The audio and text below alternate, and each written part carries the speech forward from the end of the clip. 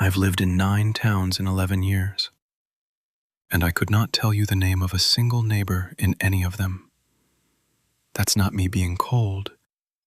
That's the whole point of how I was living. You don't learn names in a place you've already decided to leave. You keep the boxes half packed. You memorize which floorboard creaks so you can move quiet, even though there's no one to wake. You get good at being a man who isn't really there. I told myself it was freedom. I told everyone that, the few people I talked to, that I liked the open road, liked starting clean, liked being nobody in a new place where nobody had a version of me to hold me to. And the thing about a lie you tell for 11 years is that it gets comfortable. It fits like an old coat. You stop noticing you're wearing it. I'm going to try to tell you what made me notice. It takes a while, and the order's not perfect, because the towns blur. That's part of it, actually, the blurring. But I'll get to that. Just know, going in, that this isn't a story about being chased. I keep wanting to say that first because everyone assumes it. Nobody chased me. That would have been easier. Being chased means someone wants you somewhere you're not. What happened to me was the opposite of that, and it took me 11 years to understand the difference. The first time I saw him, I didn't see him. I want you to understand that distinction because it matters all the way to the end. I never once saw the man arrive. By the time I noticed him, he was always already there, already settled, coffee already half gone, newspaper already open to the middle, like he'd been there a while, and I'd just walked into the part where I finally looked up. It was a diner outside a town I won't bother naming because I barely remember it. Somewhere flat, mostly a gas station and a grain silo and a reason to keep driving. I was 3 months into leaving the town I grew up in. I was 24 and I thought I was free.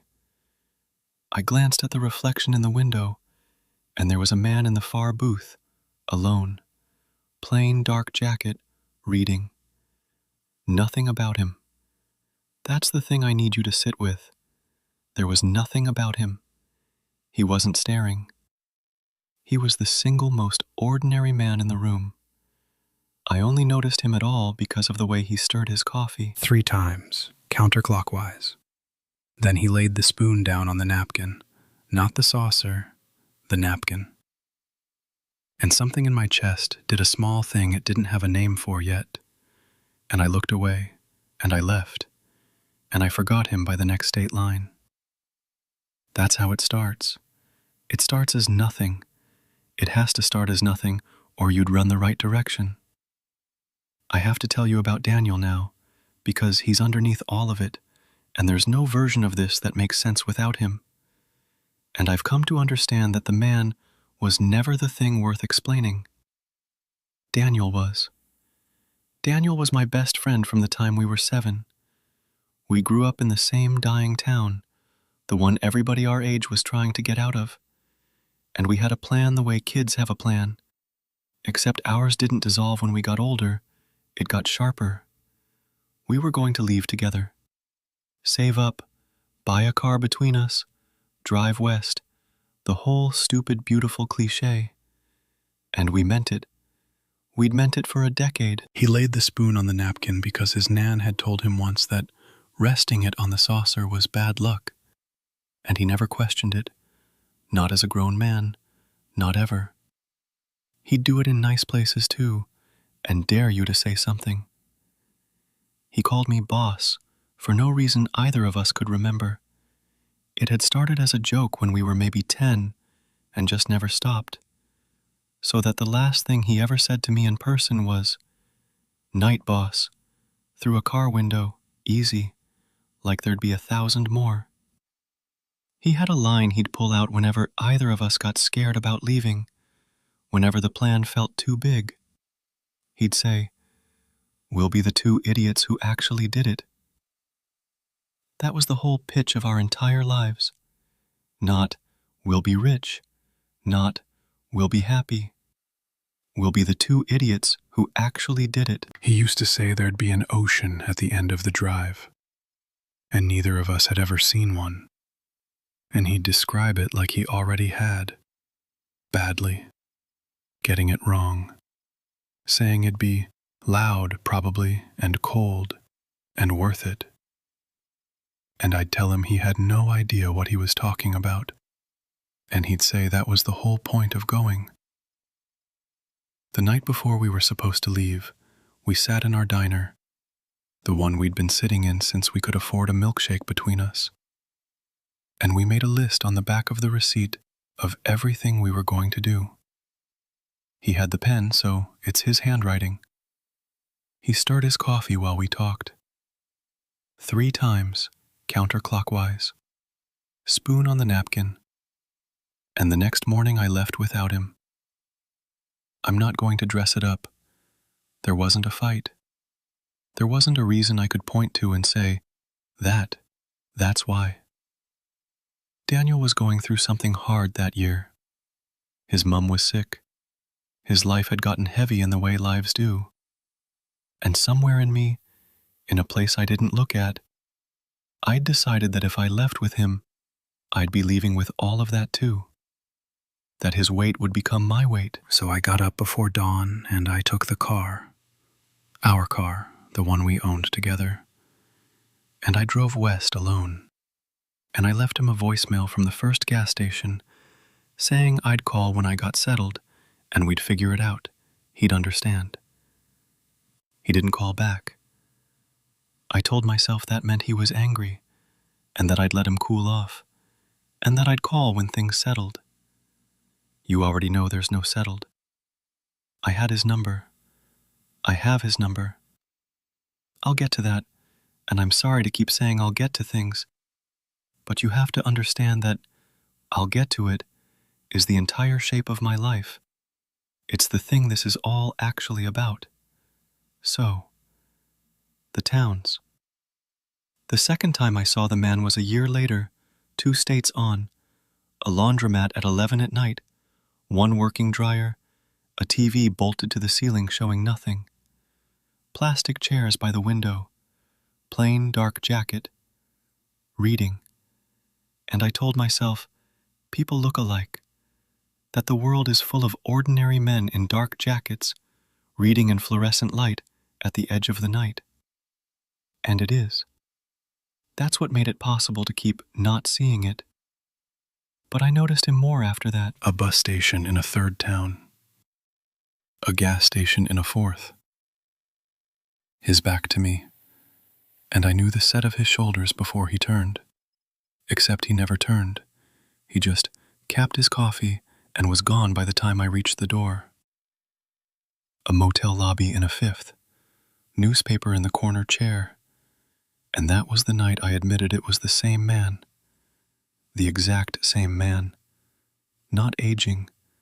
Same jacket, town after town across years that should have aged us both.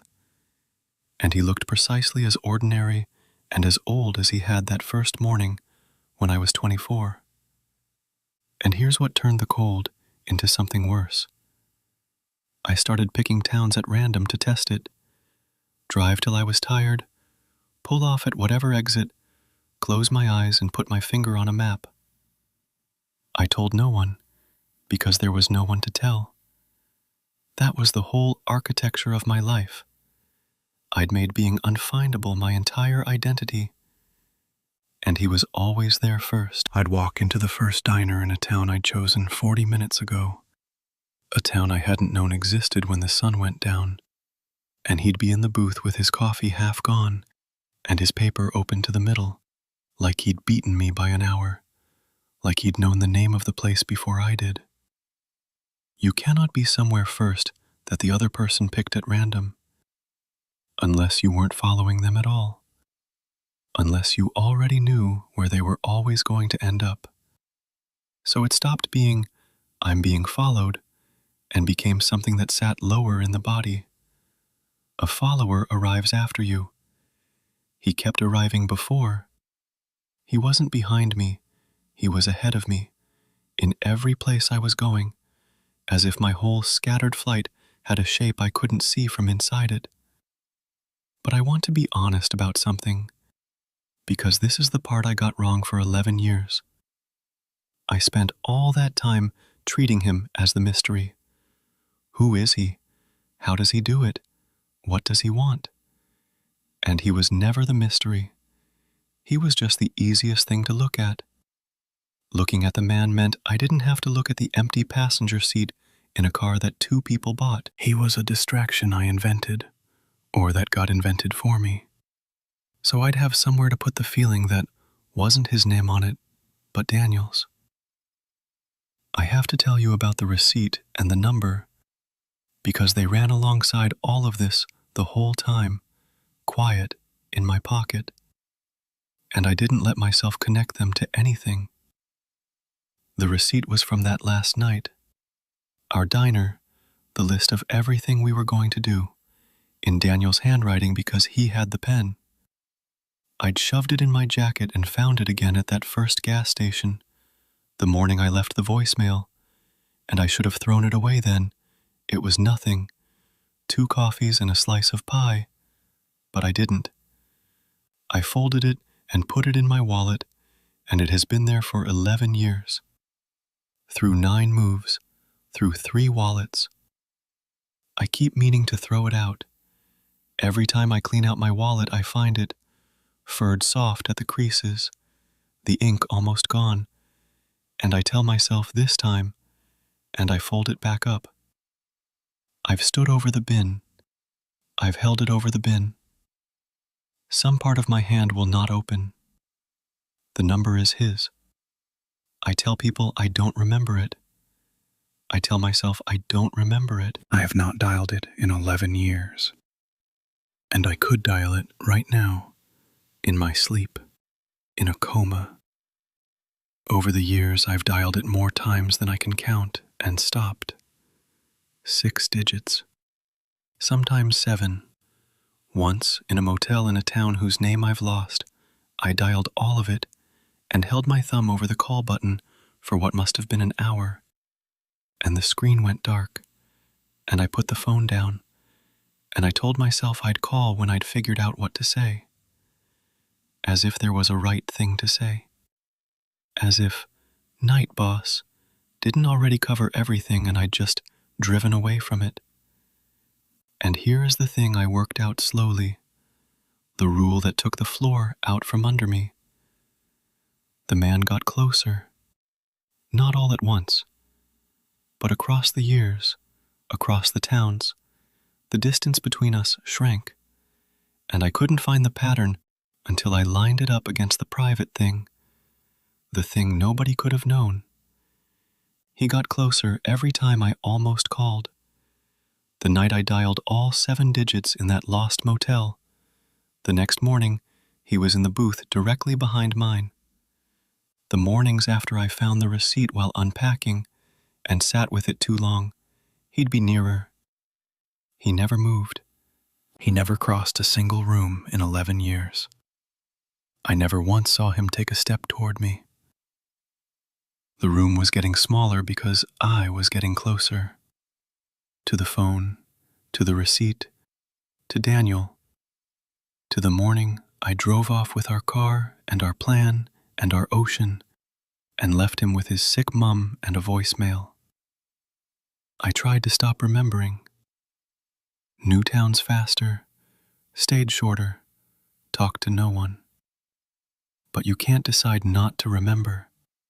It comes up through the floor at 3 a.m. whether you invited it or not. And every time it did, every time I heard, "We'll be the 2 idiots who actually did it," in his voice. Every time I caught myself laying a spoon on a napkin in a diner without thinking and froze, the man would be 1 seat nearer the next day. Patient, ordinary, waiting. The towns blurred. I mean really blurred. I'd wake and not know which state. The diners were all the same diner, and I understand now that the blurring was the truest thing that happened to me in all those years, because it was the country telling me what I refused to learn. There was no difference between the towns. There never had been. I'd been moving for 11 years and standing perfectly still.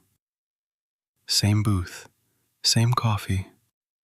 I'd built a whole life out of leaving and never actually left anywhere because the thing I was leaving traveled at exactly my speed. The last town doesn't have a name I'll give you because by then they really were one place. The far edge of the country, as far west as the road I'd taken alone was ever going to carry me. A 24-hour diner off a highway, 3 in the morning, the only light for miles. I knew, walking up to it, the way you know weather is changing, that he'd be inside. And he was. But this time he wasn't in a far booth, or a middle one, or 2 stools down. He was in the booth right next to mine. Coffee half gone, paper open to the middle. And I sat down with my heart going slow and heavy, because there was nowhere left for the distance to shrink to, and some part of me that had been running for 11 years just sat down too, finally tired, and stopped. And for the first time, he acknowledged me. He didn't speak. In 11 years, he never spoke. And he didn't start then. And I'm glad. Because if he'd explained anything, it would have ruined it, made it small, made it a story about a man instead of a story about Daniel. He just turned his head, the first time he'd ever looked at me directly, and he had the most ordinary face you've ever seen, tired the way I was tired, and he reached into his jacket and took out a folded receipt, and he slid it across the table to me. I don't know if it was mine. I've tried to remember. I had mine in my wallet. I always had mine in my wallet. And I didn't check. I didn't reach for it, because by then it had stopped mattering whether there were 2 receipts or 1. I unfolded it, soft at the creases, furred, the ink nearly gone, a receipt for 2 coffees and a slice of pie.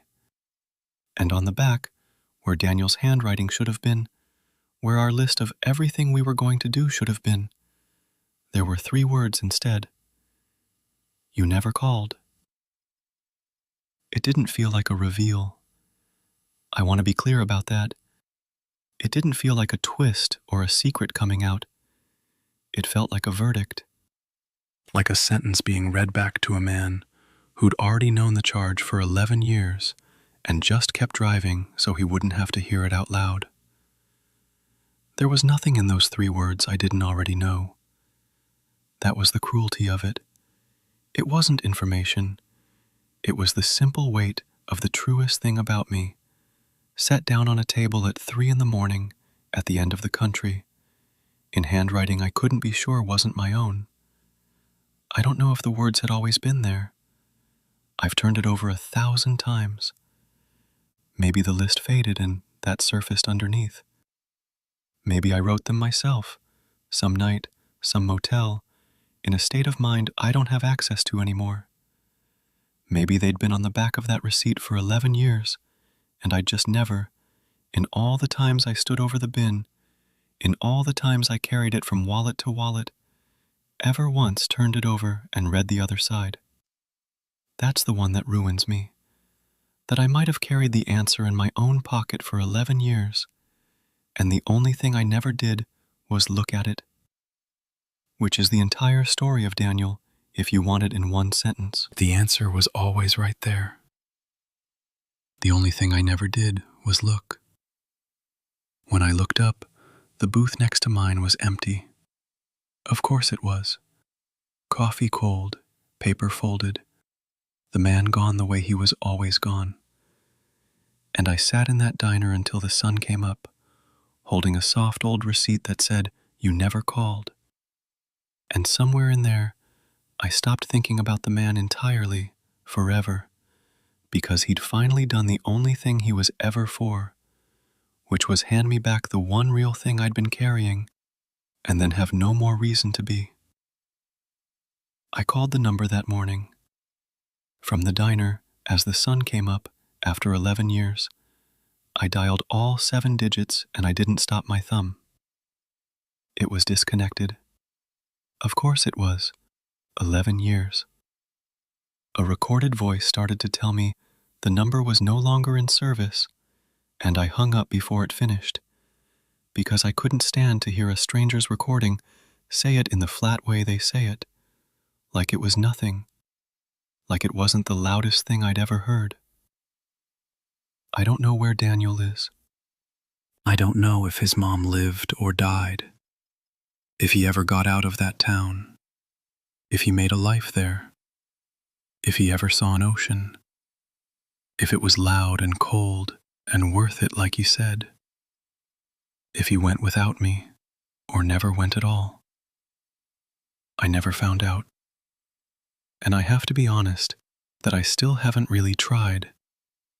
And I've had to make a kind of peace with what that says about me, which is that the man was right to give the receipt back rather than wait for me to become someone better. I still move. That hasn't changed. I'm in a different town than the one I started this in, and I'll be in another by the time it matters.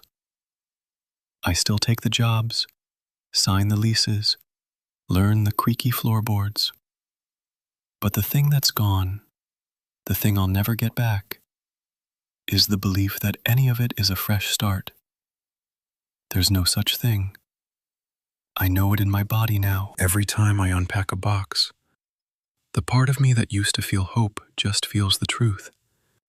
That I haven't left anything behind, that I never did, that you carry it all at exactly your own speed, in your wallet, in 7 digits, and putting a state line between yourself and a person is only ever choosing not to look at the back of the receipt.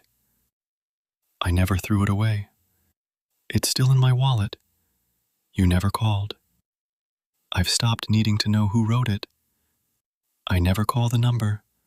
There's no number left, and I think the calling was never really the point. The point was the 11 years I spent not calling, and you can't undial those. But I still catch myself.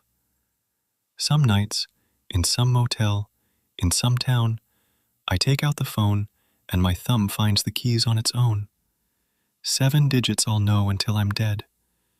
And I get all the way to the end, and every time, just before, I hear him through a car window, easy, like there'd be 1,000 more mornings. Night, boss. And I think about the 2 idiots who were going to actually do it, and how one of them did, and how it turned out to be the loneliest thing a person can do, going to the ocean alone. And I stop. Almost. I always stop, almost. I don't see the man anymore. He doesn't need to come. The distance is closed. There's nowhere nearer than this for him to sit. But I look at the far booth out of habit in every diner I walk into at 3 in the morning, and it's empty. And that emptiness is so much worse than he ever was. Because an empty booth means there's no one left coming to tell you. It means you already know. It means the only one still waiting for you to pick up the phone and say the easy thing, the only thing that was ever needed, was the friend who said he'd be there at the end of the drive. And I'm the one who never called.